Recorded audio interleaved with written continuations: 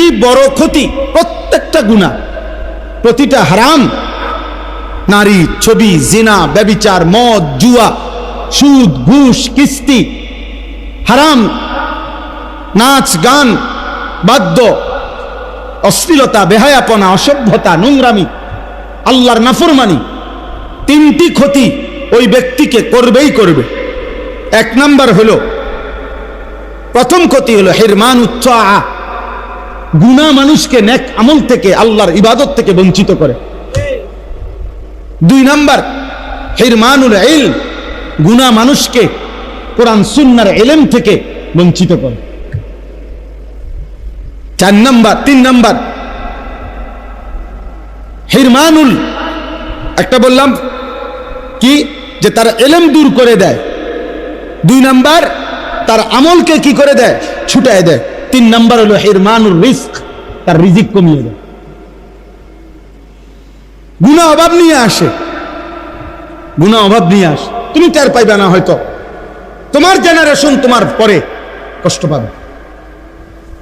একসময় দবদবানি খপখপানি ছিল, মাতবরি ছিল, এরপরে বিখ্যাত থালা হাতে। আমারে কুমিল্লা এক জায়গায়, এই কুমিল্লার মধ্যে এক জায়গায় আমাকে দেখাইছিল যে হুজুর 70 বছর এই বাড়ির সামনে দিয়া, বিশাল বড় বাড়ি, কয় যে 70 বছর কমপক্ষে এই বাড়ির সামনে দিয়ে কেউ যাইতে হলে জুতা খুললে যাইতে হইতো, জুতা পায়ে দিয়ে যাওয়ার সাহস ছিল না। কিন্তু আজকে 70 বছর পরে ওই বাড়ি সামনে কয়টা গাছ ছাড়া আর কিছু নাই, এখন কুত্তা ঘুমায়, কুকুর ঘুমায়। এজন্য গুনাহ ছাড়তে হবে। আজকে আমার মূল বক্তব্য এটাই, আপনারাও ছাড়তে হবে, আপনাদের সন্তানদেরকেও গুনাহ থেকে ফিরাইতে হবে। শয়তানের রাস্তা গুনাহের রাস্তা, না হলে এই জাতি টিকবে না, এই জাতি টিকবে না। আমাদের উপরে আযাব, গজব, মুসিবত, আমাদের ছেলেদের এই অব্যাহত, মেয়েদের এই অব্যাহত নাফরমানির কারণে এখনো টের পাচ্ছেন না। এখনো গলিতে গলিতে, গ্রামে গ্রামে আলহামদুলিল্লাহ খাইয়া না খাইয়া কিছু আলেম ওলামা মসজিদ মাদ্রাসা দ্বীনি ফিকির করতেছে, দ্বীনি ফিকির করতেছে। কিন্তু একদিন দেখবেন এগুলোও বন্ধ হয়ে যাবে, একদিন এগুলোও বন্ধ হয়ে যাবে। যেই হারে ছেলে মেয়ে, নারী পুরুষ বেনামাজি, অভাব আসবে। ফজরের নামাজের মুসল্লি কই, 5 ওয়াক্ত নামাজের মুসল্লি কই? যে মানুষগুলো জুমার নামাজ পড়ে এক সপ্তাহে, এই মানুষগুলো পুরো এক সপ্তাহে বাকি নামাজগুলো কেন পড়ে না? কারো কোনো ফিকির আছে? কোনো একটা চায়ের দোকানে কোনোদিন যেখানে 10 জন মানুষ বসে, ওনারা কি একটা বারে আলাপ করে কিও আমগো সমাজের লোকগুলো বাকি 5 ওয়াক্ত নামাজ কেন পড়ে না? কারো ফিকির নেই, কারো ফিকির নাই। সবাই যার যার ছেলে মেয়ে, সবাই কোন রকমে দুগা ভাত, একখান ঘর আর কদ্দুর ফার্নিচার বানাইতে পারলে খাইয়া পয়রা, পান সুপারি চা বিস্কুট বন্টন খাইয়া কোন রকমে রাত পার করন, দিন পার করন। সবাই সবাইকে নিজেকে নিয়ে ব্যস্ত। আমরা মানুষের পরিবর্তন করবে কে? জাতিকে টিকাবে কে? বলেন। উম্মতের পরিবর্তন হবে কিভাবে? এই মাদ্রাসাগুলো ছোট ছোট মেহনত করে, ছোট ছোট ফিকির করে। আল্লাহ তাআলা আমাদেরকে বুঝার তৌফিক দান করেন। আমি এই জন্য আপনাদের কাছে, ছেলেরা তোমাদের কাছেও ভাইয়া বুঝায় বললাম, যদি কারো দিলে লাগে, আর যদি দিলে না লাগে, সন্তান ততক্ষণ পর্যন্ত নিজে নিজে ভালো হইতে পারবে না অভিভাবক যদি সচেতন না হয়। অভিভাবক সচেতন না হইলে পারবে না, অভিভাবকও যুদ্ধ করতে হবে। আপনার 6 বছরের বাচ্চা, 16 বছরের বাচ্চা, 14 বছরের বাচ্চার হাতে আপনি বড় মোবাইল দেখছেন, আপনি আসার দিয়ে ভাঙতে হবে। আপনার ঘর থেকে টেলিভিশন, নাটক, সিনেমার আয়োজন সরাইতে হবে। নয়তো জাতি টিকবে না। হ্যাঁ, মানুষ হিসাবে থাকবে, দেখতে মনে হবে মানুষ, কিন্তু আখলাক আর চরিত্র হবে সব জন্তু জানোয়ার, ইনসান আর থাকবে না, ইনসান আর থাকবে। চারিদিকে খবর নিয়ে দেখেন, প্রতিদিন খবরের কাগজ শুনেন কি পরিমাণ জিনা, ব্যভিচার, পরকিয়া, হত্যা, খুন, ধর্ষণ কিভাবে চলছে, কে কাকে নিয়ন্ত্রণ করে, কে কাকে নিয়ন্ত্রণ করে। আল্লাহ আমাদেরকে হেফাজত করেন। দেখেন, বাস্তবতা হলো আল্লাহর কথা কম হোক বেশি হোক মনোযোগ দিয়ে শুনতে হয়। মনোযোগ দিলে আলহামদুলিল্লাহ ধীরে ধীরে মানুষের পরিবর্তন হয়। মানুষে একদিনে জুনায়েদ বাগদাদি হয় না, জুনায়েদ বাগদাদি নিজেও একদিনে হয় নাই, একদিনে আব্দুল কাদের জিলানী হয়ে যাবে না, কারণ উনি নিজেও একদিনে হয় না, বহুদিনের সাধনা করে তিনি আল্লাহর প্রিয় বান্দা হয়েছে। তো এই জন্য অল্প অল্প যদি কেউ মনোযোগ দেয়, একটা দুইটা করে, ধীরে ধীরে তার জীবন পরিবর্তন হয়। কোনো পাথরের উপরে যদি ধারাবাহিক একই জায়গায় টিনের চাল থেকে মনে করেন বৃষ্টির পানির ফোঁটা, কোনো পাথরের উপরেও যদি ধারাবাহিক পড়ে, অনেক দিন পরে হলেও একদিন দেখা যায় ওই পাথরটাও একটু ছিদ্র হয়ে গেছে, ডাইবে গেছে। মানে পাথরকে পর্যন্ত এই পানি, অথচ বৃষ্টির পানি হাতে নিলে কত পাতলা, এত কোনো ওজনে নাই দেখতে, কিন্তু এটা পাথরটাকে ছিদ্র করছে ধারাবাহিক। আল্লাহর কথা যে মনোযোগ দিয়ে শুনে, অল্প অল্প করে হলেও ধীরে ধীরে জীবন পরিবর্তন হয়। আল্লাহর কথা শোনা এটাও একটা ইবাদত, আমল করা এটাও ইবাদত। আর ইবাদত করিলেই আল্লাহ তাআলা বান্দাকে আরো ইবাদতের তৌফিক দান করে। এই জন্য প্রত্যেকের উচিত, এই ছেলেরা তোমাদেরও বাবা, বাস্তব কথা হলো এটা উচিত, সব সময় যদি একটা মানুষ গাফেল থাকে, যে সারাক্ষণই মানে এলোমেলো, সারাক্ষণই হাসে, লাফায়, হাঁটে, চলাফেরা, তাহলে এটা তো আসলে একটা সুস্থ স্বাভাবিক মানুষের কাজ হইতে পারে। 24 ঘন্টার মধ্যে আমার কোনো কাজে নাই, এরকম অপদার্থ একজন মানুষ হইতে পারে। মানুষ মাত্রই কর্মমুখর, মানুষ মাত্রই পরিশ্রমী, মানুষ মাত্রই মেহনত করতে অভ্যস্ত। এটা বাস্তবতা।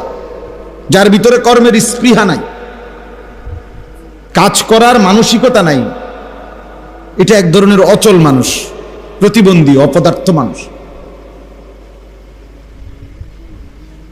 আমি একটা ছোট্ট সুন্দর ঘটনা শোনাই, সাহাবাদের ঘটনা। আমাদের প্রিয় নবী সাল্লাল্লাহু আলাইহি ওয়াসাল্লাম, সবাই মনোযোগ দিয়ে শুনে, নবীজি সাল্লাল্লাহু আলাইহি সাল্লামের একজন সাহাবী, বিখ্যাত সাহাবী হযরত আব্দুর রহমান ইবনে আউফ রাদিয়াল্লাহু তাআলা আনহু। উনি, ওই ছেলে, অপদার্থ, ওঠো বেড়ান, তোমার কে বলছে মোবাইল নিয়ে আসতা?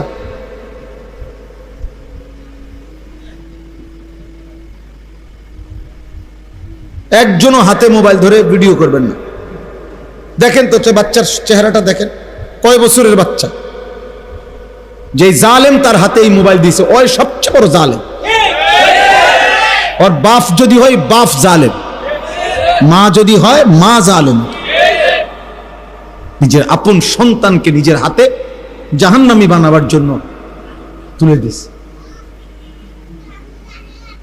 মস্কারি করে, তামসা করে বসে বসে। ফুলাইন মানুষ। সেদিন এক মৌলানা সাহেব বলতেছে, আমার কাছে আশ্চর্য হয়ে কাইন্দা দিছে। উনি, হুজুর, মাত্র 6 থেকে 7 বছরের বাচ্চা, সে আরেক বাচ্চারে বড় মোবাইল থেকে শিখাইতেছে যে উলঙ্গ ছবি কেমনে কোন প্রোগ্রামে গেলে বাহির করে, ও এটা জানে, ওরে দেখাইতেছে। বিবস্ত্র ছবি, 7 বছর বয়স হয়নি। সমাজের অধঃপতন কোথায়? সমাজের অধঃপতন কোথায় নেমে গেছে? আশ্চর্য। ঢাকা শহরে 14 বছর 15 বছরের ছেলেরা, মানে গ্রুপ সন্ত্রাসী, কিশোর গ্যাং, কিশোর এই বয়সী ছেলে, কিশোর বলে কারে? 28 বছরের মানুষের 14-15 বছরের বাচ্চাকে তো কি বলে? এরা আপনার কিশোর গ্যাং, মানে এদের অত্যাচারে এদের সন্ধ্যা ডাইরেক্ট সাফাতি দিয়া কোপ দেয়, রামদা দিয়া কোপ দেয়, মানে তার চাইতে তার অস্ত্র আর লম্বা। হ্যাঁ,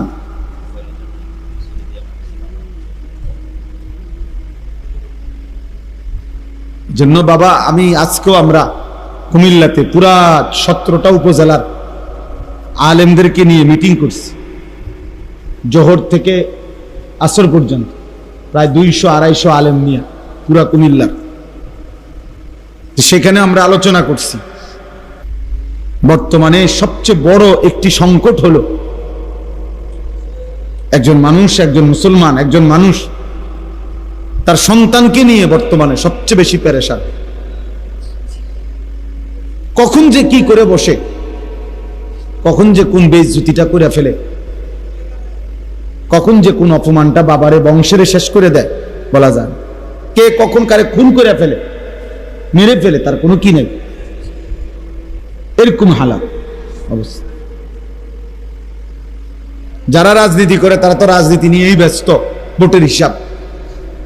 যারা পয়সা রোজগার ব্যস্ত, কিন্তু মানুষের আখলাক, নৈতিকতা, চরিত্র,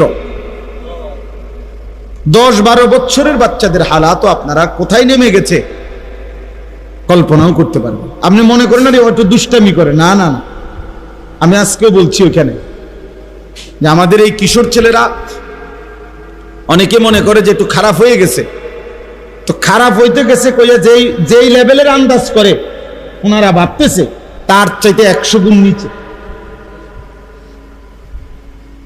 100 গুণ নিচে। আমরাও কই বাচ্চা এটা দুষ্ট, মাদ্রাস কিতা এতারে গুতা মারে, হয়তো টেবিল গুতা মারছে, তার ভাত খাইয়া লাইছে, বিস্কিট খাইয়া ফেলছে, এই তো দুষ্টামি। সচরাচর আমরা এর দূর হইলে কই বাচ্চা এটা দুষ্ট, এটা তো তেমন কিছু না। এগুলোর তো আপনি কিছুই ধরবেন না। মানে আমাদের ছেলেদের বর্তমান প্রজন্মের গুনার কথা শুনে, ক্লাস 9-এর বাচ্চার পাপের কথা শুনলে আপনি চিৎকার দিয়ে কাঁদবেন।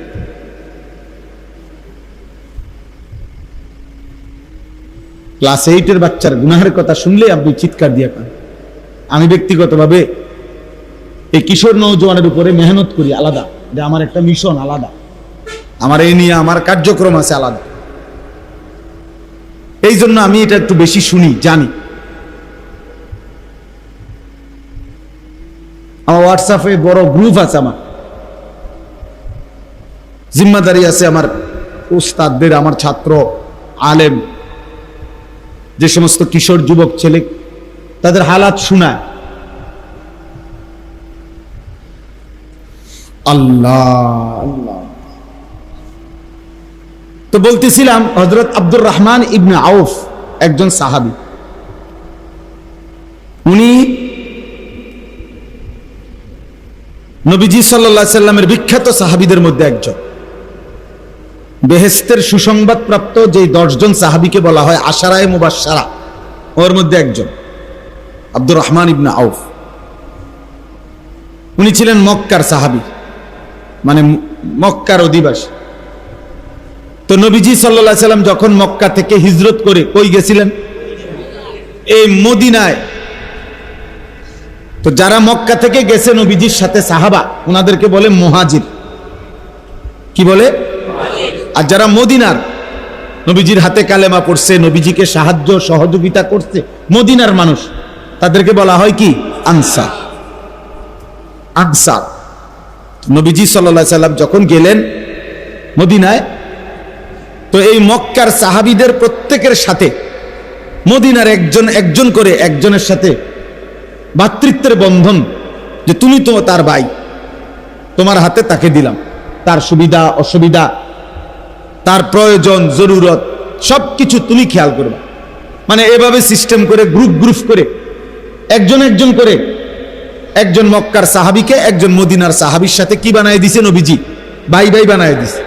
তাহলে চাপটা কমে গেল, আমি একজনের দায়িত্ব নিলাম, আপনি একজন আপনি একজন। আমাদের দেশে যুগ যুগ ধরে মাদ্রাসাওয়ালারা আগে সবচেয়ে বেশি জনপ্রিয় ছিল লজিং। এখন না আলহামদুলিল্লাহ বোর্ডিং চালু হয়েছে ব্যাপক। আগে এত কি ছিল না, বোর্ডিং। আগে তো গ্রামে গ্রামে কি খাইতো, লজিং থাকতো ছেলেরা। তার মানে প্রত্যেকে আগে ওয়াজ হুজুররা বলতো, আপনারা প্রত্যেকে যদি একজন একজন বাচ্চা নিজেদের ঘরে নিয়ে নেন, আপনাদের 5 জনের খানার লগে একজন বাচ্চা খাইলে তেমন আর কি হবে না, কষ্ট হবে না, কিন্তু বাচ্চাটারও পড়ালেখা হয়ে যাবে। আগে এটা লজিং প্রথা খুব ছিল। আমাদের টুমচর মাদ্রাসায় আমরা 4র্থ শ্রেণীতে, প্রাইমারি স্কুল থেকে আমি গিয়ে 4র্থ শ্রেণীতে ভর্তি হয়েছিলাম টুমচর, জীবনের প্রথম, সেই 1992 সালে। তো তখন আমি নিজেই ছোট্ট মানুষ, তখনও আমি এই 4র্থ শ্রেণী পড়তাম মাদ্রাসায়, কিন্তু আমিও 4 জন বাচ্চা লজিংয়ে পড়াইতাম।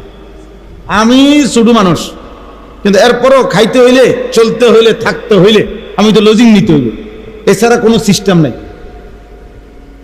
তা আমার মনে আছে, আমার লজিংওয়ালা মাগরিবের পরে বাড়ির থেকে, ঘরের থেকে একটু দূরে ছিল টয়লেট, সুপারি বাগানের কাছে। ওই লজিংওয়ালা মানে লজিং বেটা আর কি, যে বাচ্চাদের বাবা, সবসময় উনি সাথে গেলে তো আমি বাথরুমে যাইতাম।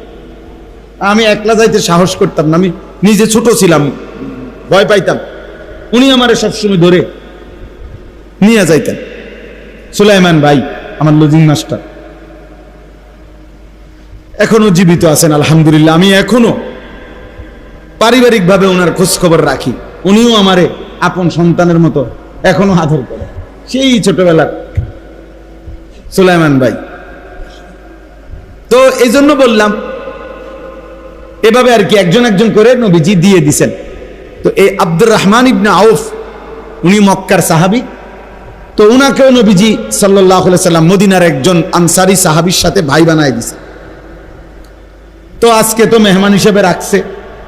1 দিন বা 2 দিন পরে এই মদিনার আনসারী সাহাবী ওই মক্কার সাহাবীকে বলছেন যে, ভাই এই আমার হলো এই খেজুর গাছ, এই হলো আমার বাড়ি এদ্দুর, আমার এই আসবাবপত্র যা আছে সব কিছু আমি তোমাকে অর্ধেক অর্ধেক দিয়ে দিলাম, তুমি সব কিছু হিসাব করে অর্ধেক অর্ধেক বুঝে নাও, অর্ধেক তোমার অর্ধেক আমার।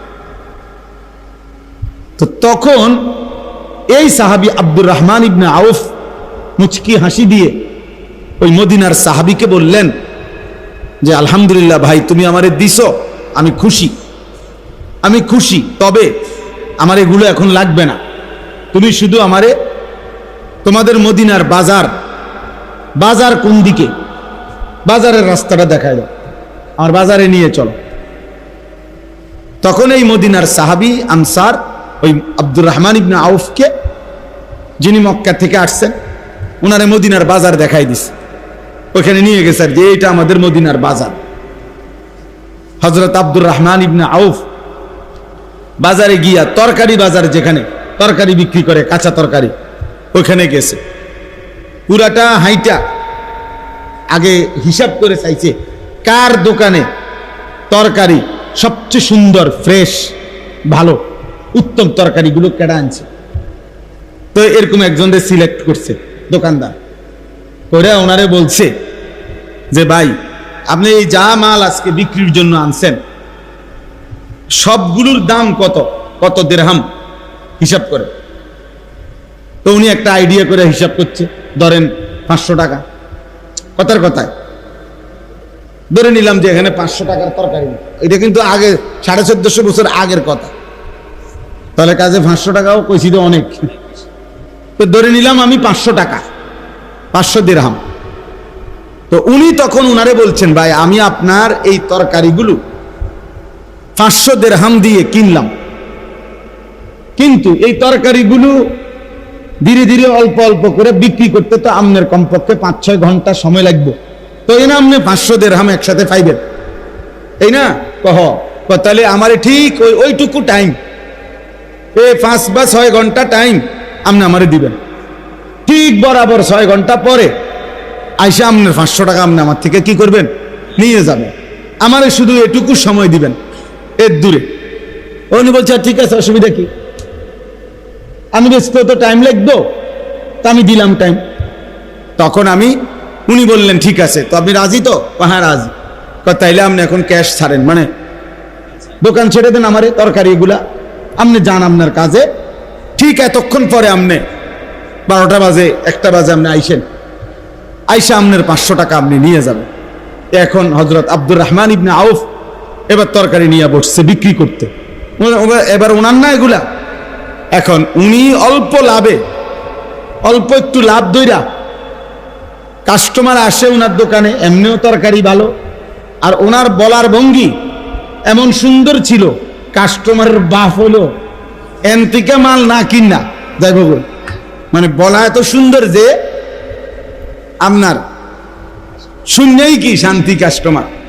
তো ফলে অল্প সময়ের ভিতরে উনি এই তরকারিগুলো সব কি করে ফেলছে, বিক্রি করে ফেলছে, আর বিক্রি করে ধরেন ওনার 100 টাকা লাভ হয়ে গেছে, তাহলে উনি ওনার টাকা ওনারে দিয়ে দিছে, আর ওনার লাভের 100 টাকা নিয়ে উনি ওই সাহাবীর ঘরে ফিরে আসছে।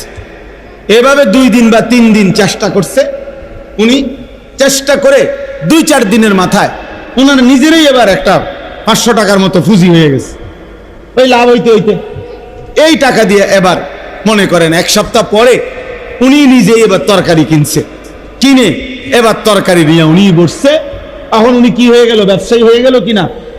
এরপরে এই সাহাবিটাই মদিনার মধ্যে হযরত ওসমানের পরে সাহাবাদের মধ্যে সবচেয়ে বড় বিত্তশালী সাহাবী, ধনী ব্যবসায়ী হযরত আব্দুর রহমান ইবনে আউফ। পরবর্তীতে বিশ্বাস করেন, কিতাবে আছে, পরবর্তীতে এই মদিনার বাজারে এমনও দিন গেছে, এই আব্দুর রহমান ইবনে আউফের চালান আসতো, মাল মদিনার বাজারে ঢুকতো, তো যেদিন আব্দুর রহমানের চালান আইতো, মাল আসতো বাজারে পুরা, তখন এমনও সময় গেছে 100 উট ধারাবাহিক মাল বোঝাই শুধু আব্দুর রহমান ইবনে আউফের মাল, 100 উটে বোঝাই। ওই সেই ব্যবসায়ী যে ওনার থেকে কি করছিল, প্রথম দিন এই কৌশলে মাল নিছিল। তাহলে আমার বলার উদ্দেশ্য হলো ওই কথাটা আমি বলছি, দিন নাই রাত নাই, বাবার উপরে একটা ফোড়ার মতো, বিস্ফোরার মতো অনেক ছেলে এই জালেম মারেও কষ্ট দিতেছে, বাবারেও কষ্ট দিতেছে, শুধু শুধু একটা তাগড়া শরীর, স্বাস্থ্য সুস্থ, কিন্তু হাইওয়ানে সারা দিন মোবাইল টিফা ছাড়া আর কিছু জানেন, আর কিছু কি আর জানেন, যতক্ষণ পর্যন্ত মা বাবার উপরে সম্ভব খাইতে থাকে, অথচ সে ইচ্ছে করলে যেই কোনো ছোট কাজ করতে পারে। আমি ওই দিন বললাম একজনকে, ভাই যে কলমের মধ্যে আপনার কালি ঢুকায়, যে কালি কলম এই বল ফ্যানের ভিতরে, এটা মনে করেন এই কলমটার মধ্যে কালি ঢুকায় যে এগুলা শীষটার ভিতরে, তাহলে এইটা এই মেশিনটা এটা কোনো 10 লাখ টাকার মেশিন না, এটা অল্প কদ্দুর জায়গা হইলে অল্প কদ্দুর টাকার মেশিন। এটা দিয়ে এই কলম এগুলো কিন না, একজন মানুষ ইচ্ছা করলে কালি ঢুকাইয়া সে তো 50টা দোকানে দিতে পারে, ধীরে ধীরে সে ব্যবসা বাড়বে, তার ক্ষুদ্র ব্যবসা।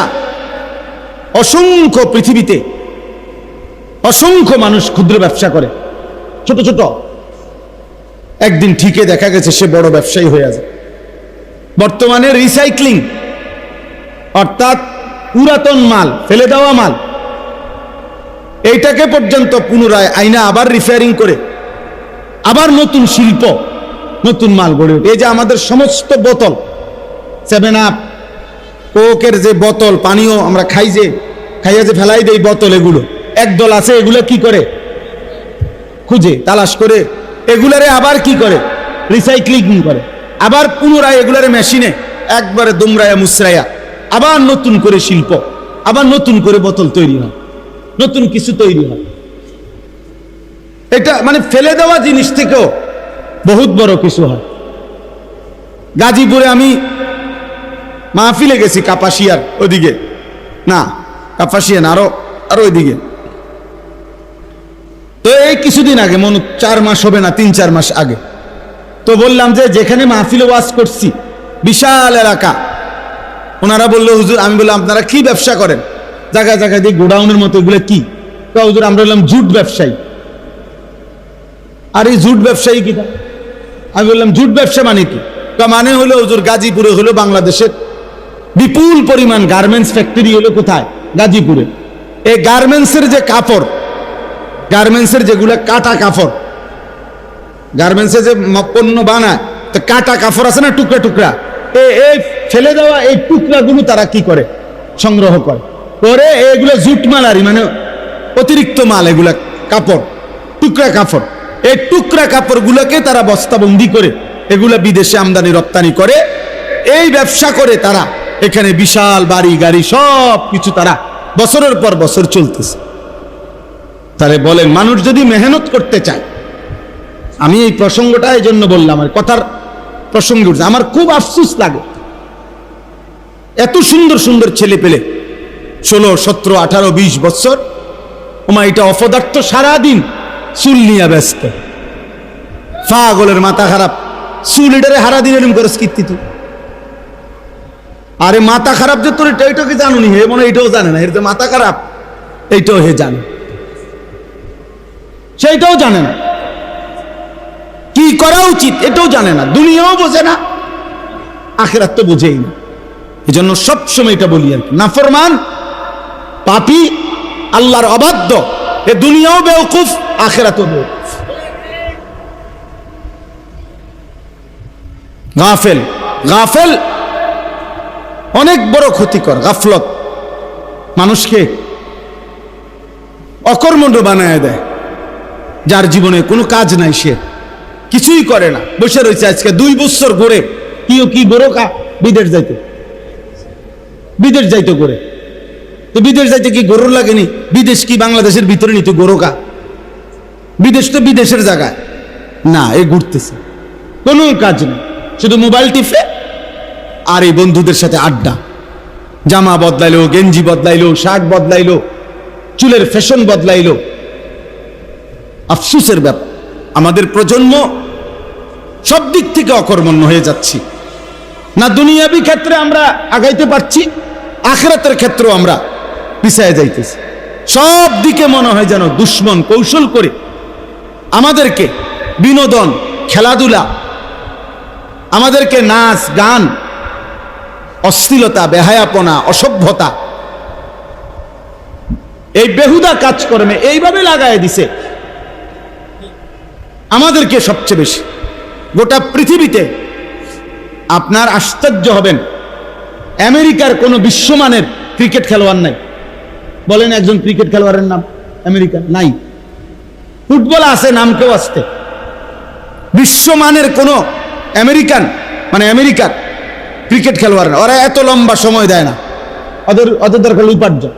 ইসরায়েলের উল্লেখযোগ্য কোন খেলোয়াড়ও নাই, শিল্পী মিল্পি তানো নাই, এগুলো নিয়েও তাদের ব্যস্ততার টাইম নেই। তাদের 24 ঘন্টার ফিকির মুসলমান কিভাবে ধ্বংস করবে আর গোটা পৃথিবীর অর্থনীতি কিভাবে নিজেদের হাতে নিবে। এই হলো ইহুদিদের ষড়যন্ত্র।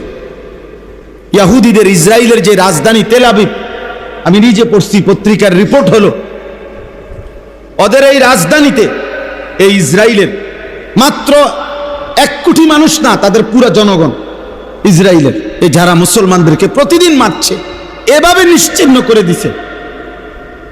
হামাসের মুজাহিদরা, ফিলিস্তিনের মাটির নিচের ওই মুজাহিদরা কাকুতি মিনতি করে মুসলমানদের কাছে দোয়া চাইছে, ওরা, যে তাদের অস্তিত্ব নিশ্চিহ্ন করে দিচ্ছে এই ইসরায়েল।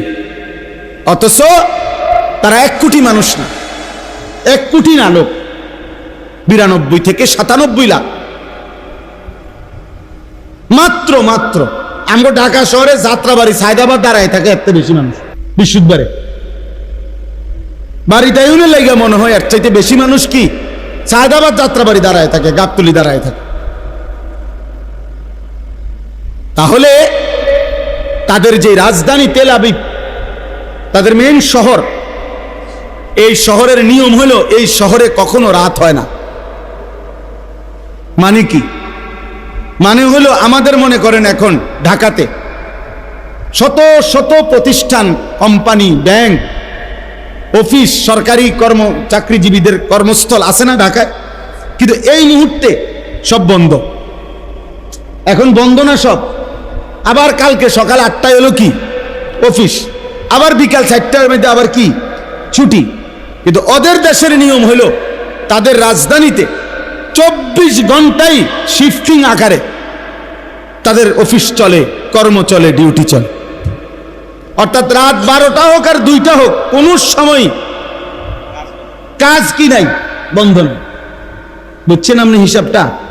শিফটে আর কি 8 ঘন্টা পর পুরা শিফট কি হয়ে যায়, বদলায় গেছে, নতুন গ্রুপ কাজ করবে, পরের 8 ঘন্টায় নতুন গ্রুপ কাজ করবে, 3 শিফটে 24 ঘন্টা। বুঝছেন না হিসাবটা? ফলে কম লোক বেশি কি করে উপার্জন করে, কম লোক বেশি আয় করে, বেশি আয় করে। এজন্য ছেলেরা বাবা বুঝতে শিখো, ভাবতে শিখো বাবা। একজন ছেলেও যদি বুঝে থাকো এত অকর্মণ্য, এত অবহেলা বাবা দুনিয়াও ভালো করবে না, আখেরাতও ভালো করবে না। রাজার ধনও ফুরায় যায়। আমরা কিতাবে পড়ছি করাচি হজরত কুতবে আলম আরিফ বিল্লাহ হজরত মাওলানা শাহ হাকিম মোহাম্মদ আখতার রহমতুল্লাহ আলাইহি বলছেন, একজন বিশ্ববিখ্যাত বুজুর্গ তিনি ছিলেন পাকিস্তানের।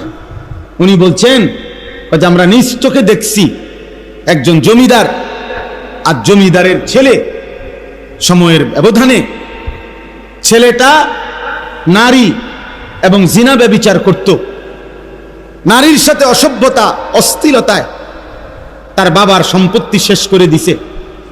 একটা পর্যায়ে তাকে এমন ভয়ঙ্কর রোগ হয়েছে যে এই রোগের চিকিৎসার জন্য বাবা তার জমিদারি সব শেষ করেছে। শেষ পর্যন্ত প্রকাশ্যে মানুষ দেখছে জমিদার এবং জমিদারের সন্তান বাপ পুত প্রকাশ্য দিবালোকে বাজারে মানুষের কাছে ভিক্ষা করছে, ভিক্ষা করতো, ভিক্ষা।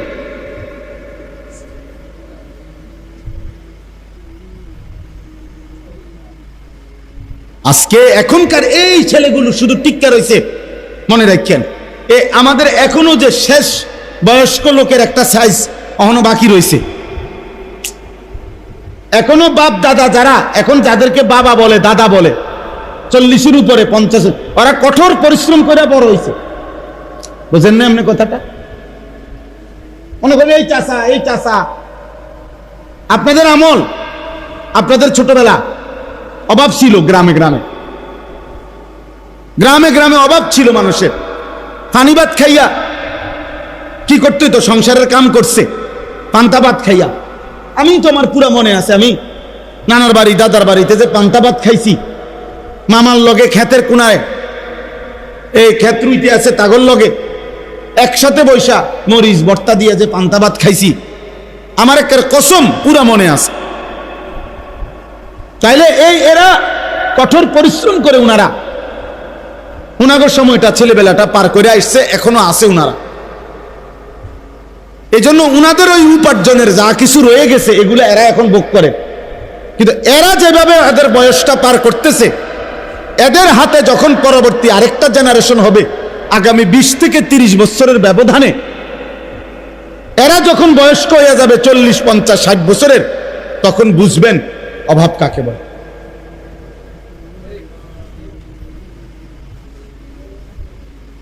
আমার কাছে ওই কিতাবের মধ্যে আছে দামেস্কে, সিরিয়ায় একবার এমন অবস্থা হয়েছে যে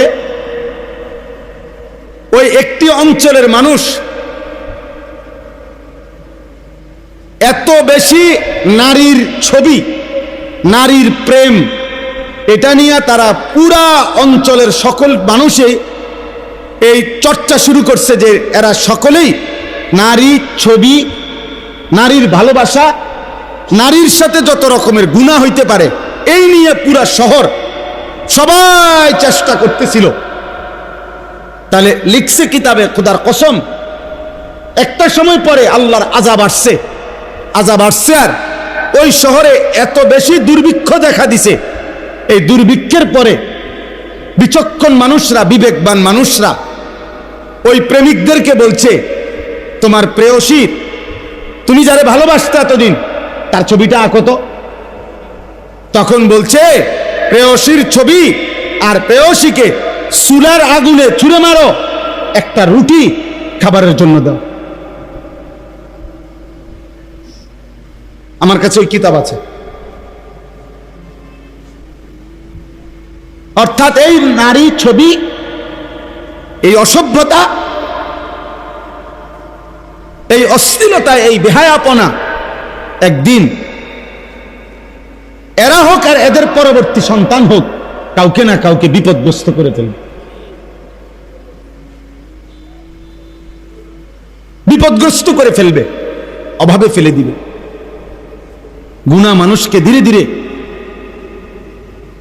তাফসীরে মাআরিফুল কোরআনে আছে, যেই কোন সুদখোর, যে নিয়মিত সুদ খাইতো, কসম আল্লাহর, ওইখানে কিতাবে লিখছে পরবর্তী 70 বছরের ব্যবধানে অবশ্যই সুদখোরের পরিবারের মধ্যে অভাব দেখা দিবে এবং সুদখোরের পরিবার অভাবের কারণে নিশ্চিহ্ন হয়ে যাবে। বাবাই হয়তো ভোগ করে গেছে, ফুতেও হয়তো আরো কয়দিন ভোগ করে গেছে, নাতির বেলায় আইসা আর কিছু নেই।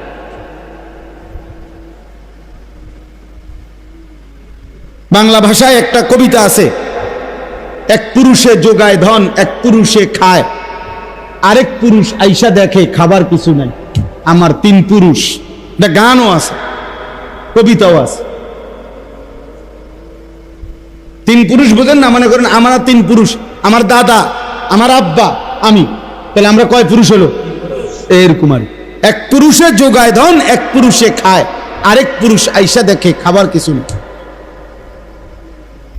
গুনাহ আমরা কিতাবের মধ্যে পড়ছি, গুনাহ 3টি জিনিস, 3টি বড় ক্ষতি, প্রত্যেকটা গুনাহ, প্রতিটা হারাম।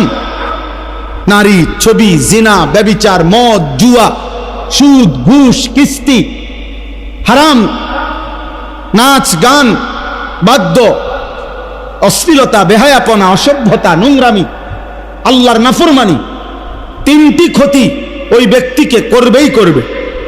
1 নাম্বার হলো, প্রথম ক্ষতি হলো হিরমানুত তাআ, গুনাহ মানুষকে নেক আমল থেকে, আল্লাহর ইবাদত থেকে বঞ্চিত করে।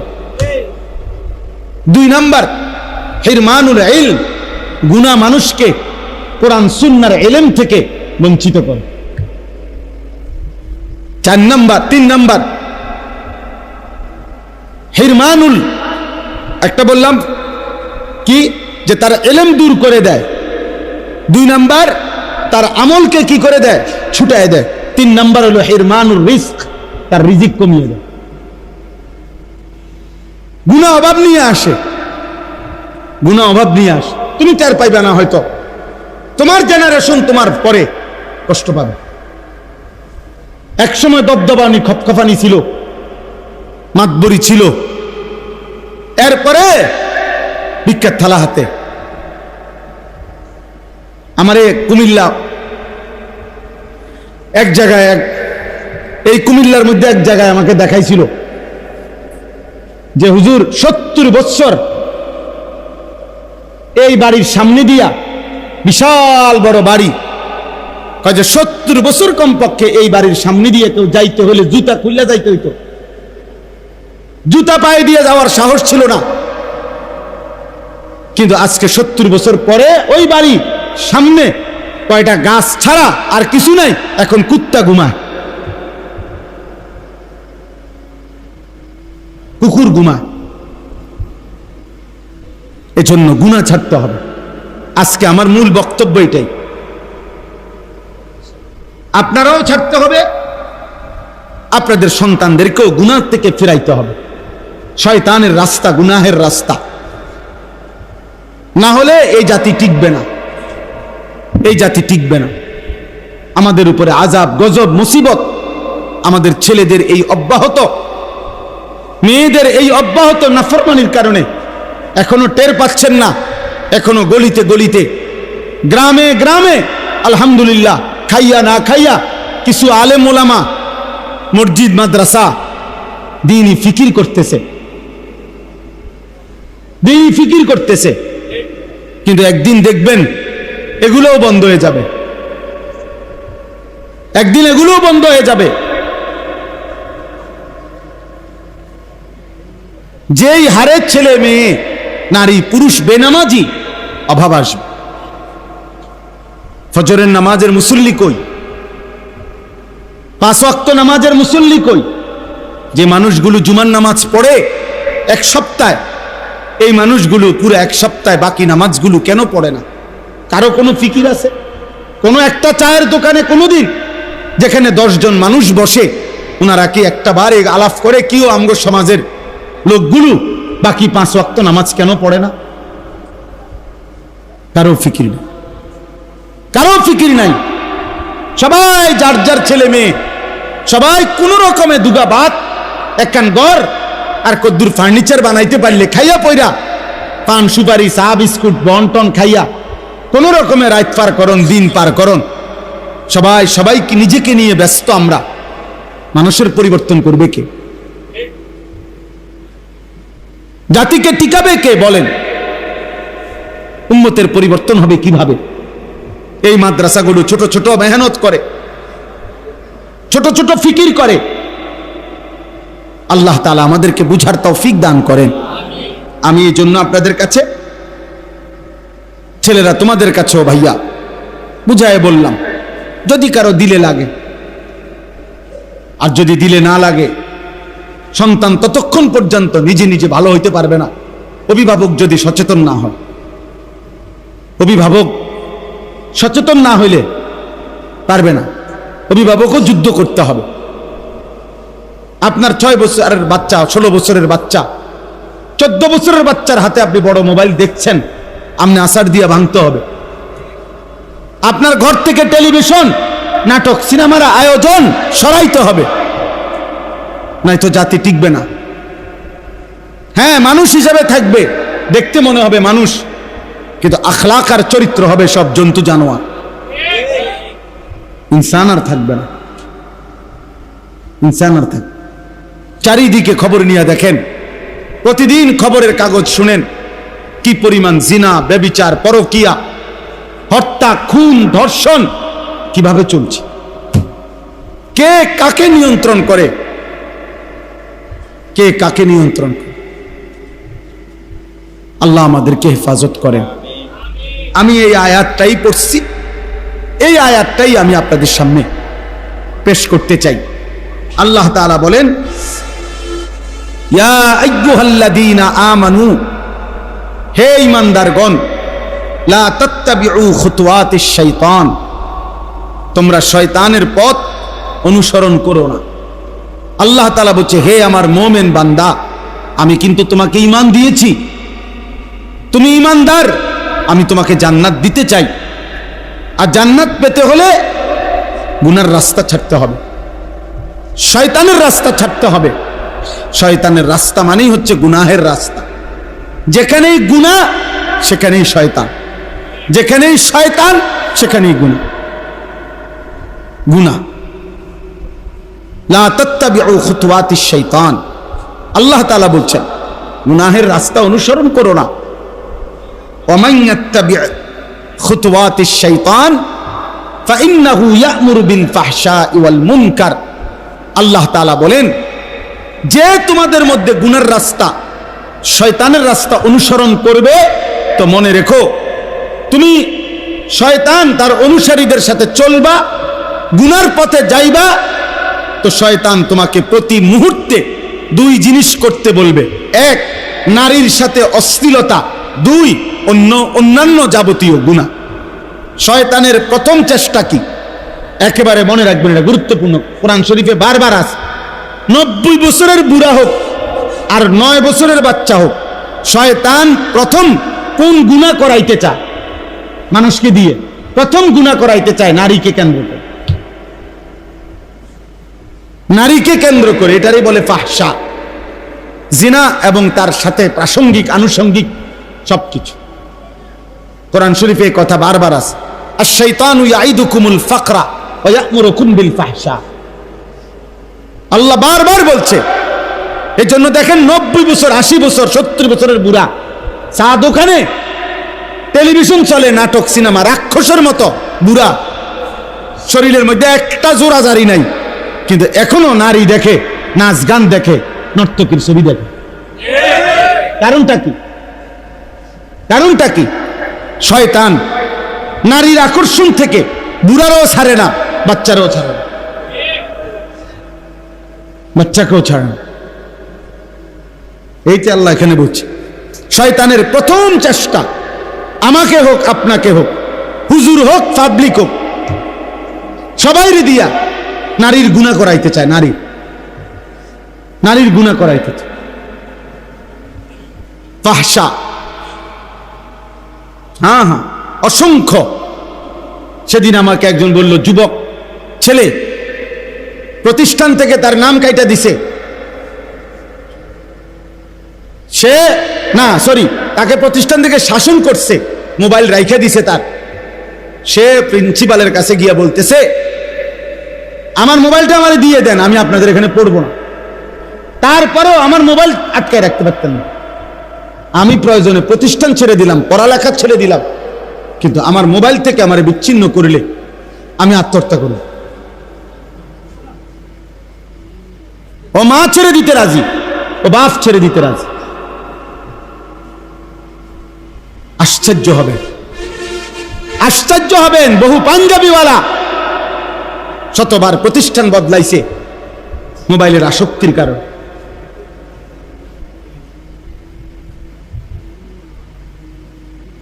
যেখানেই বাধা দিবে মোবাইল, মোবাইল হলো মেইন জিনিস। এটা যেখানে নিরাপদে চালাইতে পারবো আমি সেখানে আছি। আহা, আমাদেরকে আল্লাহ তাআলা এই মোবাইলের জন্য সৃষ্টি করছে। এক মুসলমানের জীবন এত ফালতু, এক মুমিনের জীবন এত ফালতু, আমাদের কোনো কাজ নাই, আমাদের কোনো কাজ নাই। সারা পৃথিবীর মজলুম মুসলমান আহাজারি করছে যে হায় যুবক, তুমি আল্লাহর জন্য দাঁড়াইবা কখন? তুমি আল্লাহর দিন কালেমার পতাকা উড়াবা কখন? যাদের জন্য আহাজারি করছে মায়েরা, মজলুম নারীরা, বোনেরা, জাতির সেই সুন্দর সন্তানরা, তারা ডুবে আছে মদ, জুয়া, নারী, ছবি, জিনা, ব্যভিচার। যারা উদ্ধার করবে, 60 বছরের বুড়া চাচা, 70 বছরের বুড়া চাচা তো আর যুদ্ধ করতে পারবে না এখন, উনি তো বেশি থেকে বেশি দোয়া করতে পারবে, ইসলামের জন্য জান বাজি রাখবে, ইসলামের জন্য জীবন কোরবানি করবে, যাই করবে। এ তো করার কথা যুবকরা। হযরত আনাস রাদিয়াল্লাহু তাআলা আনহু বলেন, আমরা নবীজির সাথে কুন্না নাগজু মা রাসূলিল্লাহ ওয়া নাহনু শাবাব, আমরা যৌবন কাল ছিল আমাদের, আমরা নবীজির সাথে প্রত্যেকটা যুদ্ধে অংশগ্রহণ করেছি। সব যুদ্ধ, 57টি যুদ্ধ আল্লাহর নবী সাল্লাল্লাহু আলাইহি সাল্লাম পরিচালনা করছেন মাত্র 9 বছরে। 9 বছরে 57টি যুদ্ধ নবীজি পরিচালনা করেছে। তাহলে বলে আজকে আমরা বড় বেশি আফসোসের মধ্যে, যদি কেউ ভাবি আমরা, যার ভাবনা না আমি কইলাম না, মোটামুটি ভাত মাছ খাইয়া, আপেল মালটা বন্টন চা বিস্কুট খাইয়া, ফাংসুবাড়ি খাইয়া মোটামুটি ভালোই আছে, ফেড়ে বাতে, তাই তো ঠিক আছে, কিন্তু এক মুসলমানের জীবন মানে কি ফেটে বাতে ভালো থাকা? বলে আমাদের জীবন এতটুকুই শুধু কাজ, তাহলে আমাদের জীবনের সাথে কাফের বেঈমানের পার্থক্য কি?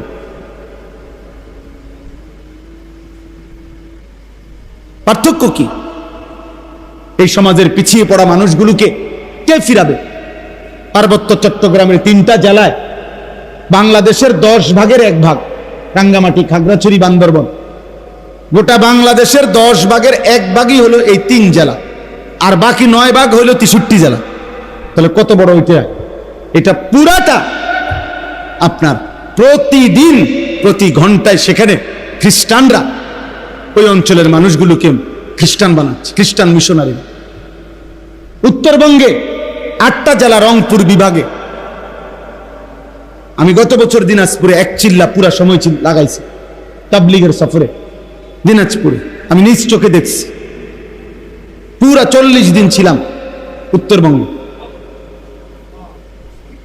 তখন আমি নিজ চোখে দেখছি শুধু একটি জেলায় দিনাজপুরে 560টার উপরে খ্রিস্টানদের গির্জা। বাংলাদেশে বলে প্রতিদিন খ্রিস্ট ধর্ম বানাচ্ছে। দিনাজপুরে আমি এমন ইউনিয়ন দেখছি, ইউনিয়নের সবচেয়ে বড় বাজার, পরিষ্কার ওনারা বলছে পুরাটা বাজার কাদিয়ানি বাজার। বাজারের নামে কাদিয়ানি বাজার, মানে বাজারের সব ব্যবসায়ী কাদিয়ানি, মুসলমান ছিল। পঞ্চগড়ের মধ্যে একটা পুরা এলাকার নাম আহমদনগর, এই কাদিয়ানিদের যে গোলাম আহমদ কাদিয়ানি তার নাম। বলেন আমাদের এই ছোট্ট বাংলাদেশের অবস্থা কি? বলেন। এই জন্য বললাম পিছিয়ে পড়া মানুষ আমাদের সমাজের এই যারা পাহাড়ি, আদিবাসী, উপজাতি, তাদেরকে আল্লাহ চিনাবে কে? তারা মানুষ না? কথা বলেন না কেন? তো তাদেরকে আল্লাহ চিনাবে কে? আপনাদের কাছের ওই উনি এখানে আছে, আমি ওনার কথা মনে হয় অনেক সময়। উনি কি নাম ভাই আপনার? না ওই যে হেলান দিয়ে রয়েছেন জাকির ভাই। তাহলে আজকে এই যে মনে করেন আপনাদের পাশের কিছু বাইরে মেহনতে, দাওয়াত তাবলীগের মেহনতে কিছুটা পরিবর্তন হয়েছে এই বেদে সম্প্রদায়ের এদের। তাহলে এরা এখানে না, শুধু সারা বাংলাদেশে। আমি সিলেটে গেছি, আপনাদের এই এলাকার মানুষ, ওনারা আমার সাথে দেখা করছে, আত্মীয় কাজের আমগো আত্মীয় স্বজন আছে এই জাফরাবাদ, আর এখানে এটা কয় হাড়িখোলা, সিলেটে আমার সাথে প্রত্যেকবারে দেখা করে। সুনামগঞ্জে গেছি, ওখানে আছে ওনাদের মানুষ। চিটাগাং হাটাজারির ওদিকে গেছি আমি, হাটাজারি চিটাগাং ইউনিভার্সিটির পাশে বয়ান করতে, ওইখানের লোক আমার কাছে এসে দেখা করছে যে হুজুর আমগো আত্মীয় স্বজন আছে, এরাও এই বেদের সম্প্রদায়। তাহলে সারা বাংলাদেশে এরা আছে কিনা বলে? এদের দিন শিখাবে কে? ইমান শিখাবে কে? ইসলাম শিখাবে কে? হিজরা যারা, হিজরা ওরা মানুষ না?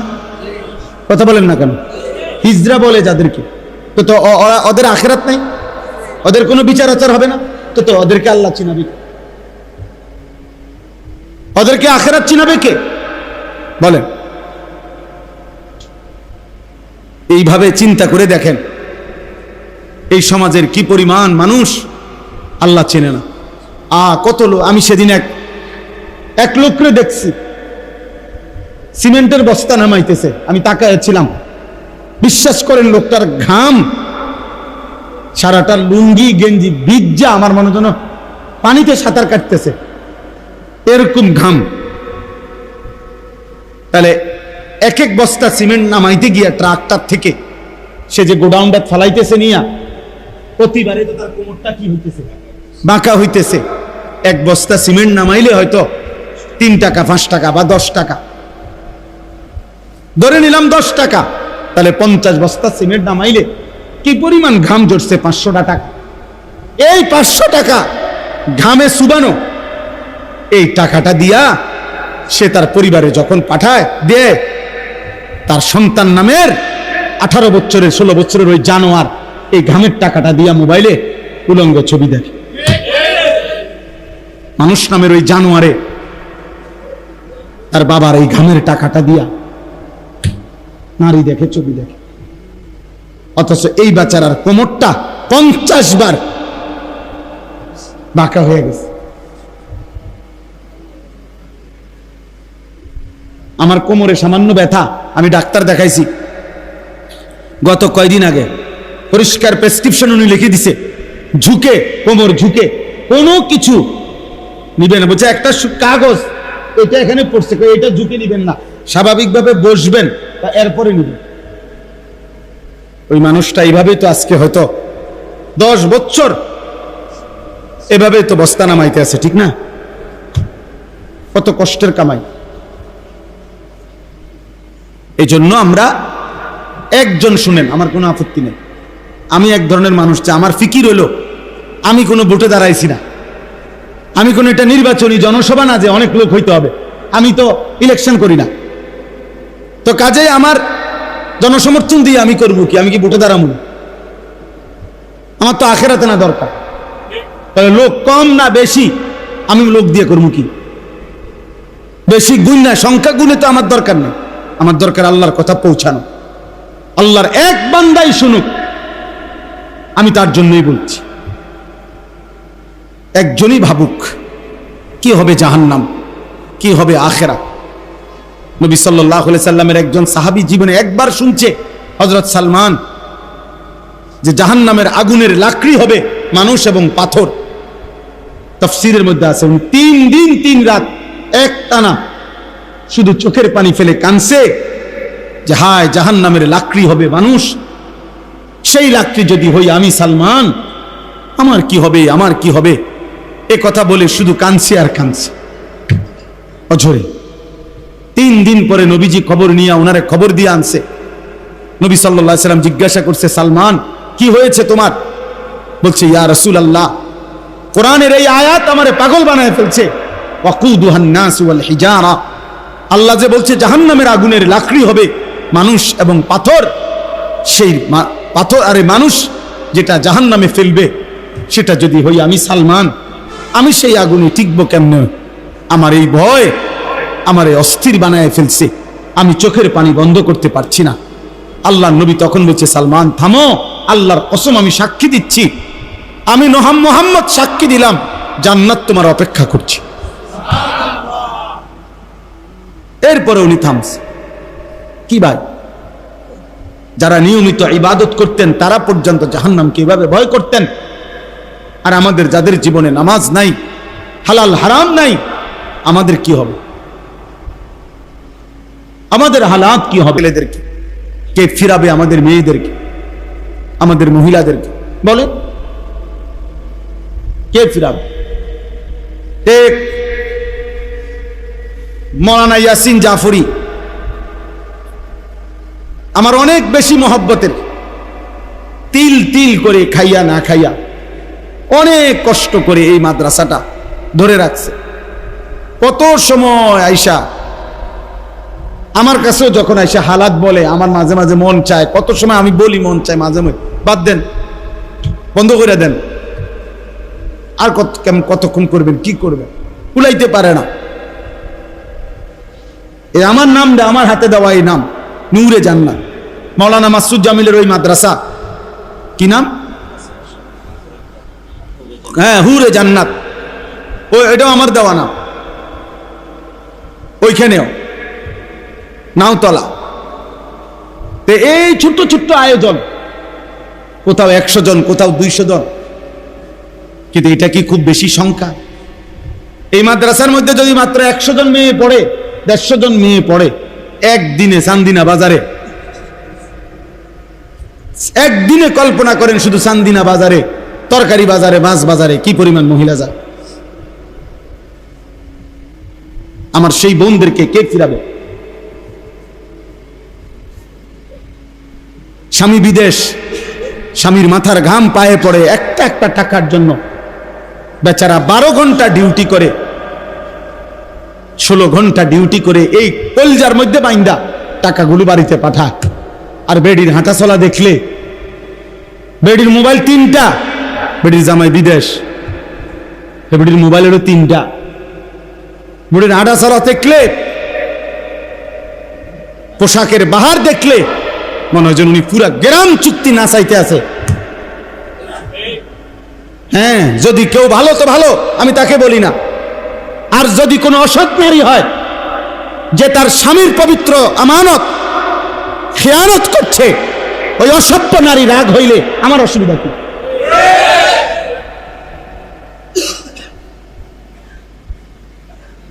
বলবে যে সবাই কি খারাপ? আমি কইছি নি আপনারা সবাই খারাপ। কথা বোঝেন নাই আমার কথাটা? আপনি চেতেন কা? আপনি চেতেন কেন? আপনি ভালো হইলে তো আপনারা বলছি না, আপনার গাত লাগলো কেন? বুঝেন নাই আমার কথা? সবাই অসৎ না। সবাই যদি অসৎ হয়ে যেত তো চাঁদ উঠত না। সবাই অসৎ হয়ে গেলে সূর্য উঠবে না। এটা আল্লাহর ওয়াদা। জমিনে যতক্ষণ পর্যন্ত একজন আল্লাহ আল্লাহ বলনেওয়ালা থাকবে ততক্ষণ কি হবে না? কিয়ামত হবে না। তাহলে সবাই যখন, হাদিসে আছে, একই সময়ে সকলেই যখন অসৎ হয়ে যাবে, শিরারুল খালক, নিকৃষ্ট, তখন ইসরাফিল ফু দিবে। মানে এমন একটা সময় হবে যখন আর একটা লোক আল্লাহ এটা আর বলে না। আল্লাহ বলবে ইসরাফিল আর লাগবে না, খালাস, ফু দাও, আমার সংসার আমি ভাঙ্গা ফেলব, আমার সংসার আমি গুটায় ফেলব, দাও ফু লাগাও। ইদাস সামাউন ফাতারাত ওয়া ইদাল কাওয়াকিবু তাসারাত। রব্বুল আলামিন বলে আসমান কাচের মতো চুরচুর করে ভাঙবে, তারকারাজিগুলো খসে খসে পড়বে। ওয়া ইদাল বিহারু ফুজ্জিরাত, সাগর নদী সব জায়গার পানিগুলো টকবক করে উতরাইতে উতরাইতে গরম পানির মতো বাষ্প আকারে শূন্যে মিলায়া যাবে। পৃথিবীর কোথাও আর পানির অস্তিত্ব থাকবে না, আসমান আর জায়গায় থাকবে না, তারকারাজি খসে পড়ে যাবে। অজুমিয়া শামসু ওয়াল কামার, সূর্য চন্দ্র এক হয়ে যাবে। ফাইজা বারিকাল বাসার, মানুষের চোখ উল্টে যাবে। প্রতিটা মানুষ চিৎকার করবে আর বলবে ইয়াউমা ইদিন আইনাল মাফার। একজন আরেকজনকে চিৎকার করে বলবে বন্ধু পালাবো কোথায়? কাল্লা আলা ওয়াজার, আল্লাহ বলবে বান্দা জিজ্ঞেস করে লাভ নাই, আজ কোথাও আশ্রয় নাই। আজকে সব জায়গায় ভূমিকম্প শুরু হয়েছে, সারা পৃথিবী সারা জমিন একসাথে কাঁপতেছে। ইন্না জালজালাতাস সাআতি শাইউন আযীম। আল্লাহ বলে বান্দা কিয়ামতের ভূমিকম্প বড় ভয়ানক। এখন তো দুনিয়ার একদিকে ভূমিকম্প হয়, আরেকদিকে স্থির থাকে। সামান্য ক্ষণিকের 2 সেকেন্ড, 1 সেকেন্ড, 3 সেকেন্ডের ভূমিকম্প হয়, আবার থেমে যায়। রব্বুল আলামিন বলে মাটির উপরের একটা পাতা পর্যন্ত যতক্ষণ মাটির নিচে না যাবে ততক্ষণ পর্যন্ত অনবরত জমিন ভূমিকম্প হইতে থাকবে। ইয়া আইয়ুহান নাস ইত্তাকু রাব্বাকুম। আল্লাহ বলে মানুষ আল্লাহকে ভয় করো। ইন্না জালজালাতাস সাআতি শাইউন আযীম। কিয়ামতের ভূমিকম্প রে বান্দা বড় ভয়ানক। ইয়াউমা তারাউনাহা তাদহালু কুল্লু মুরদিআতিন আম্মা আরদাআত। আল্লাহ বলেন সেদিন যেই মা তার বুকের স্তন থেকে সন্তানকে দুধ খাওয়াচ্ছিল, ইসরাফিল ফু দিবে, জমিনে কিয়ামতের ভূমিকম্প শুরু হবে, আর মা তার দুধের বাচ্চাটাকে ছুঁড়ে ফেলে দিবে। কোরআন শরীফের আয়াত। ওয়াতাদাউ কুল্লু যাতি হামলিন হামলাহা। যে মায়ের পেটের বাচ্চা 9 মাস পূর্ণ হয়ে গেছে, আর হয়তো একদিন, অর্ধেক দিন, কিছুক্ষণ পরে হয়তো বাচ্চা প্রসব হইতো, ইসরাফিল তখন ফু দিবে, আর জমিনের কম্পনে ওই মা পাগলের মতো ছুটবে। আল্লাহ বলেন বাচ্চাটা, গর্ভের সন্তান নিজে নিজে বের হয়ে পড়ে যাবে, মা ফিরেও দেখবে না, বাঁচলো না মরলো, ছেলে না মেয়ে হলো। ওয়াতারান নাসা সুকারা। আল্লাহ বলে সবগুলো মানুষ মাতাল মাতাল হয়ে যাবে।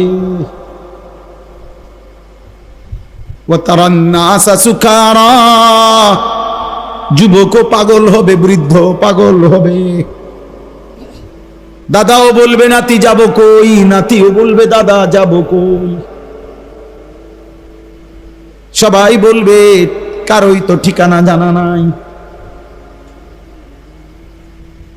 ওমা হুম বিসুকারা, আল্লাহ বলে বাস্তব কথা হলো একটা লোকও পাগল হয় নাই, মাতাল হয় নাই।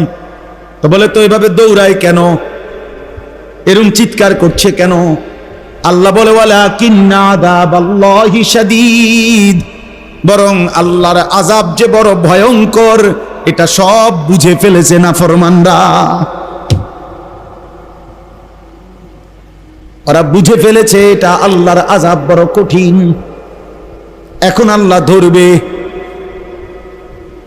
আল্লাহ বলছেন আমি কিন্তু বান্দা রহমান, আবার আমি আল্লাহ যুনতিকাম, আমি কিন্তু প্রতিশোধ গ্রহণকারী, আমি প্রতিশোধ নেব, প্রতিশোধ। আমার একটা একটা লোকমা খাবারের হিসাব নেব, আমার একটা একটা নিঃশ্বাসের হিসাব নেব, আমার একটা একটা সেকেন্ডের হিসাব নেব। খোদার কসম, সুম্মা লা তুসআলুন্না ইয়াওমাইদিন আনিন নাঈম, একটা একটা নেয়ামত সম্পর্কে আমি আল্লাহ জিজ্ঞেস করব।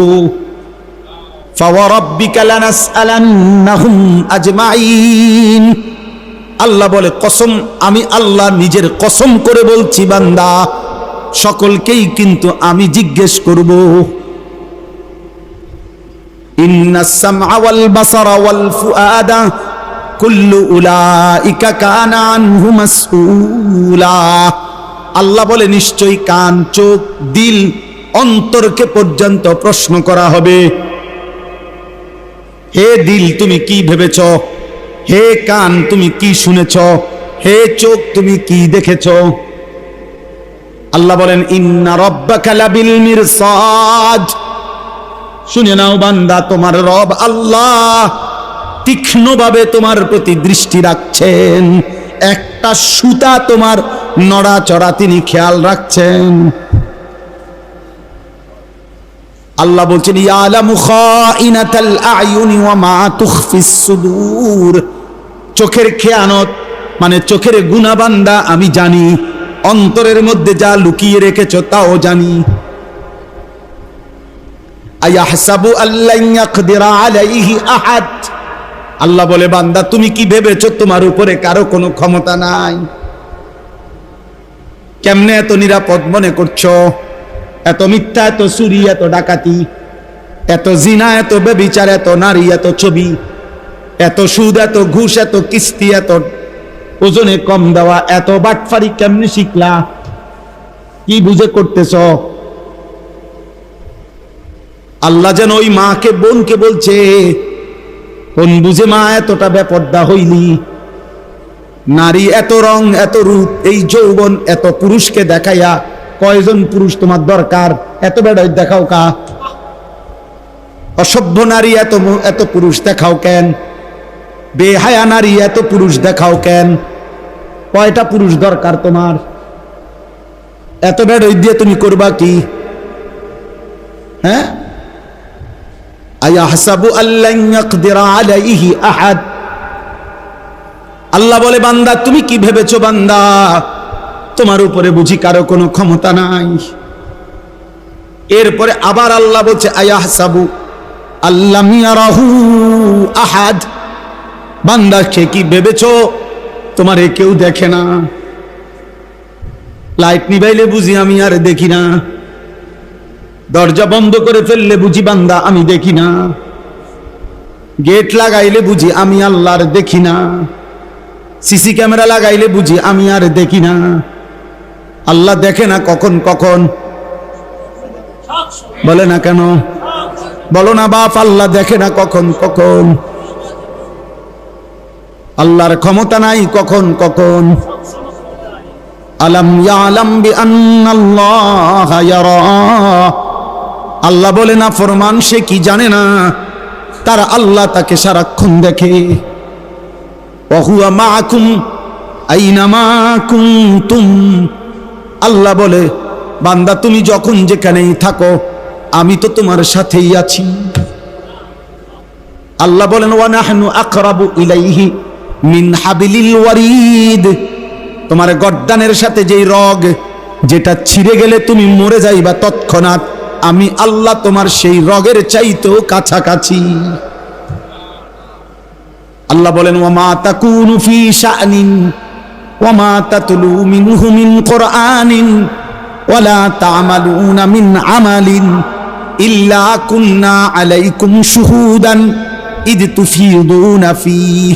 আল্লাহ বলে বান্দা তুমি যখন যেখানেই থাকো, তুমি আমার কোরআন যখন যেটুকুই পড়ো, তুমি যখন যেই আমলই করো, যখনই আমল করো, যখনই ভালো কিংবা মন্দ করতে থাকো, আমি কিন্তু তোমার সামনেই উপস্থিত থাকি। ইল্লা কুন্না আলাইকুম শুহুদান, শাহেদ আমি তো আছি, আমি তো দেখি, আমি তো উপস্থিত। কেমনে আড়াল করবা? ওমা ইয়াযুবু আর রাব্বিকা মিন মিসকালি দাররাতিন, আল্লাহ বলে তোমার রবের দৃষ্টি থেকে এক বিন্দু পরিমাণ গোপন থাকবে না। আল্লাহ মাফ করে দেন, মাফ করে। চলেন ভাই ভাবতে শিখেন। একজনই ভাবেন কোন ভরসায় মিথ্যা বলি, কোন ভরসায় হারাম খাচ্ছি, কোন ভরসায় ছেলেরা এই পরিমাণ গুনাহ করছে। মা বাবা বংশ পরিবার আল্লাহ রসুল দিন শরীয়ত ইসলাম কোরআন ধর্ম কিচ্ছু মানে না, কিচ্ছু মানে, কিচ্ছু মানে। এমন গোলাম নফসের শাহওয়াতের। মহিলাদের বেপরদিগি দেখলে মনে হয় যেন নিজের রূপ আর যৌবন দেখাইতে পাগল হয়ে আছে। কত ভাবে সাজে, কত ঢঙ্গে সাজে।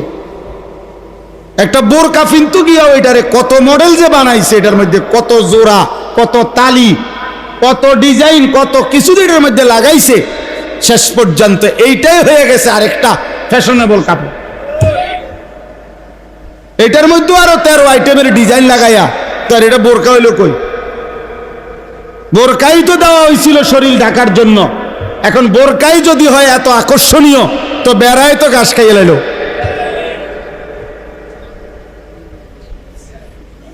বেড়ায় ঘাস খাইয়ে ফেললো না, তো তো এখন পাহারা দিবে কি দিয়া? আল্লাহ আমাদেরকে হেফাজত করেন।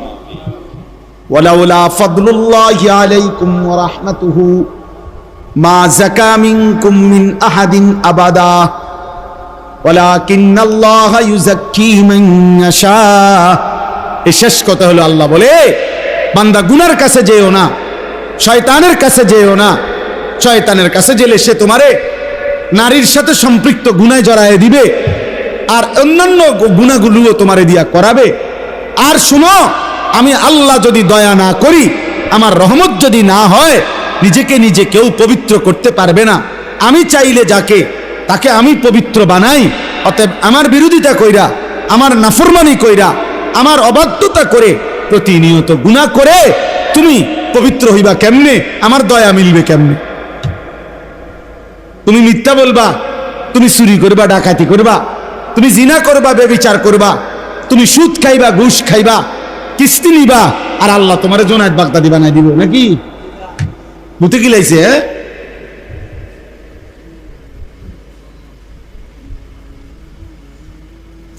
আশ্চর্য। 24 ঘন্টা রাসূলুল্লাহ সাল্লাল্লাহু আলাইহি ওয়াসাল্লামের বিরোধিতা, আর নবী বলবে হাসরের ময়দানে, উম্মত আসো, মৃত্যু পর্যন্ত মাশাআল্লাহ বিড়ি খাইছো, তুমি তো আমার আশিকের রাসূল, আসো আসো আসো, আব্বা এদিকে আসো, যে আপেল মালটা খাও, আসো। হ্যাঁ, তুমি একবারে 60 বছর পর্যন্ত সাদওয়ানে বেডির নাচ দেখছো, টেলিভিশন দেখছো, তুমি তো আমার আশিক, আসো এদিকে আসো, আশিকের রাসূল এদিকে আসো, বিড়ি খাই না আশিক এনো। এই তো নবী সুপারিশ নাকি? আপনি মস্কারি পাইছেন? হ্যাঁ, সুপারস্টারে মস্কারি বানাই দিছে। নবীর মোহব্বত, নবীর মোহব্বত বিরিয়ানি, নবীর মোহব্বত জিলাপি, নবীর মোহব্বত খিচুড়ি। হ্যাঁ, নবী সাল্লাল্লাহু আলাইহি সাল্লাম 23টা বছর কলিজাটা ছিঁড়ে কষ্ট করলেন, রক্ত ঝরাইলেন, পেটে পাথর বাঁধলেন, রক্তে ভেসে গেলেন। এত কষ্ট, এত যুদ্ধ, এত খুন, এত রক্ত, এত ক্ষুধার কষ্ট বিনিময়ে বছরে একদিন 12ই রবিউল আউয়াল আমনে ঢোল বাজাইবেন আর গেট বাজাইবেন আর কিছুক্ষণ স্লোগান দিবেন আর বিরিয়ানি খাবেন, নবীর ভালোবাসা আদায় হয়ে যাবে। আমনে আশিকে রসুল আর আমরা সারা বছর মিসওয়াক করলাম, দাড়ি রাখলাম, টুপি পরলাম, পাঞ্জাবি পরলাম, স্ত্রীর পর্দার খেয়াল করছি, ছেলে মেয়ের ঈমান আমলের খেয়াল করছি, হারাম থেকে বাঁচার চেষ্টা করলাম যারা, তারা হয়ে গেলাম ওয়াহাবি, তারা হয়ে গেলাম দুশমনে রাসূল, আমরা হয়ে গেলাম নবীর দুশমন। এত বড় মিথ্যা কথা কেমনে বলতে পারলাম? এটা মিথ্যুক, মিথ্যুক, মিথ্যাবাদী। নবীর এশক, নবীর এশক দেখায়। হ্যাঁ, এশক ট্রাকের উপরে, এশক ট্রাকের উপরে। নবী সাল্লাল্লাহু আলাইহি সাল্লামের জন্মে আমরা অখুশি কেন? অখুশি হব পাগল? অখুশি হব কেন? নবী সাল্লাল্লাহু আলাইহি সাল্লামের জন্মে অখুশি হলে আমরা নবীজির নামে তো নিতাম না। কথা বলেন না কেন? আমরা তো নবীজির নামে কোনোদিন উচ্চারণ করতাম না। তো আমি মেসওয়াক করি কেন? আমি সুন্নাত পালন করি কেন মিয়া? এটা কোনো কথা হইল মিয়া? এটা কোনো যুক্তি হইল? 60 বছর যিনি বুখারী শরীফ রাসূলের হাদিস পড়ায়, মনে করেন তাহলে যে প্রতিদিন নবীজির হাদিস পড়ায় সে প্রতিদিন কতবার নবীজির নাম নেয়? সে প্রতিদিন কতবার সাল্লাল্লাহু আলাইহি সাল্লাম পড়ে? এতবার দুরূদ পড়ে প্রতিদিন। যে লোকটা ওই নবীর দুশমন, আর এবারটা জিলাপি খায়, এবারটা নবীর আশিক। উনি নবীর আশিক, আর রাসূলের মসনদে, হাদিসের মসনদে যিনি হাদিস পড়ায় উনি হয়ে গেছেন নবীর দুশমন, ওহাবি। উনি দুশমন। হ্যাঁ, আমরা চিড়া খাই, রামনে ভাত খান, আমরা বুঝি না, মানুষ বুঝে না। এই জন্য মানুষ আলহামদুলিল্লাহ আলোকে এখন আলোই বলে, অন্ধকারকে অন্ধকারই বলে। আগের সেই দিন নাই। নওজোয়ান নতুন প্রজন্ম আলহামদুলিল্লাহ এতটুকু যে ভালো মন্দ বুঝতে পারে। শুধু বিরিয়ানি দিলে ওনার দৌড় দেয় না, শুধু খিচুড়ি দিলে ওনার দৌড় দেয় না, ওনার দৌড় দেয় না। জিলাপি আমরাও দেখছি ছোটবেলায়, পলিথিন বইরা জোহরের পর থেকে মাগরিব পর্যন্ত জিলাপি আনতাম 2 পলিথিন বইরা। ওনার এটি নাই, ওনার এত চলে না। সব বাজারে খবর লন, জিলাপি বেচা কমে গেছে। অতএব এটা জরুরি আমাদের বুঝা। আল্লাহর নবী সাল্লাল্লাহু আলাইহি সাল্লামের অনুসরণ, নবীজির একটা একটা সুন্নত মানা, তরিকা মানা, এটাই নবীর ভালোবাসা। আর নবীর ভালোবাসা বছরে কয়দিন? সারা মাস। বন্ধু আমার সারা মাস, বন্ধু আমার সারা বছর, বন্ধু আমার সারা ঘন্টা, নবী আমার সারাক্ষণ, নবী আমার সারা মুহূর্ত, তিনি আমার বন্ধু। প্রতিদিন, প্রতি রাত, প্রতি মাস, প্রতি বছর, প্রতি সপ্তাহ আল্লাহ আমাদেরকে বুঝার তৌফিক দান করে, বুঝার তৌফিক দান করে, তৌফিক দান করে। আল্লাহ তাআলা আমাদেরকে তৌফিক দান করে। আজকের এই মুবারক মাহফিল আল্লাহ তাআলা কবুল করে নেন। ছেলেরা শেষ পর্যন্ত যে কয়জন টিকলা, তোমাদেরকে বলে গেলাম ভাই, ভালো হও বাবা, আখলাক সুন্দর করো, চরিত্র হেফাজত করো, বড় মোবাইলটা থেকে নিজেকে বাঁচাও। বা একদিন তোমারে ফকির বানাই দিন, একদিন তোমারে খোঁজ বনে রাখো বাবা।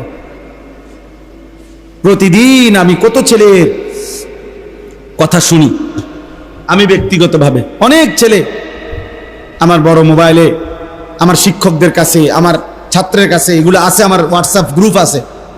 আমি অনেক নওজোয়ান ছেলের খোঁজ খবর রাখি। আমি জানি চরিত্রের হালাত কি, যৌবনের হালাত কি, কি পরিমাণ ছেলে যদি তোমাদের একজনকে শুধু শুনাইতে পারতাম তুমি বুঝতা। হারাম নারী, ছবি, জিনা, ব্যভিচারের দৃশ্য তোমার দুনিয়াটাও শেষ করে দিবে, আখিরাতও শেষ করে দিবে। আল্লাহ আমাদের এই ছেলেদেরকে হেফাজত করেন। বাবারা যারা, আল্লাহ আপনাদেরকে হেফাজত করেন। আপনারা যারা এই প্রচন্ড গরমের মধ্যে কষ্ট করে বসেছিলেন, আজকে আমার মনে হয়েছে আমি ইয়াসিন জাফরি বাইরে নামতেই এখন বলছি যে এই জায়গাটা এখন যারা বসছেন আপনারা, আমার যদিও আমি করি না, কিন্তু আমার স্বভাব হবে, কারণ আমি চেয়ারম্যান সাহেবরে, হারুন চেয়ারম্যান সাহেবরে আমি প্রথম এটা বলছিলাম। হ্যাঁ, আমি ওইখানে বসে আমি বলছিলাম যে এখানে আপনি এটা ইয়া বানায় দেন, তাইলে মজলিস হবে, দিনই আলোচনা হবে। আলহামদুলিল্লাহ আজকে বৃষ্টি মুখর পরিবেশেও এতটুকু মানুষ আমরা এই কয়জন তো আল্লাহর কথা শুনতে পারছি, ঠিক কিনা বলেন নাকি? আল্লাহ তাআলা চেয়ারম্যান সাহেবের হায়াতের মধ্যে বরকত দান করেন। আল্লাহ তাআলা এই মাদ্রাসাটা কবুল করে নেন। আমার বাপ